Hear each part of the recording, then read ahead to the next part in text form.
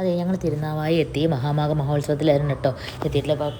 കാരണം ഞങ്ങൾ വീട്ടിൽ നിന്ന് ഒരു അരമണിക്കൂറേ ഉള്ളൂ തിരുനാവായക്ക്. അപ്പോൾ അങ്ങനെ ഫസ്റ്റ് കവാടത്തിൻ്റെ അവിടുത്തെ അപ്പുറത്തേക്ക് കടക്കാൻ വേണ്ടിയിട്ട് കേട്ടോ, അക്കരയ്ക്ക് കടക്കാൻ വേണ്ടിയിട്ടാണ് ഈ ക്യൂ.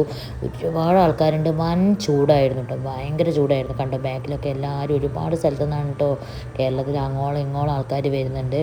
അപ്പോൾ നമ്മുടെ നാട്ടിലൊക്കെ ആദ്യമായിട്ടൊരു പരിപാടി നടക്കുമ്പോൾ നമ്മളൊക്കെ പോകണമല്ലോ. അപ്പോൾ ഞങ്ങൾ ആ പാലത്തിലൂടെ നടക്കുകയാണ്.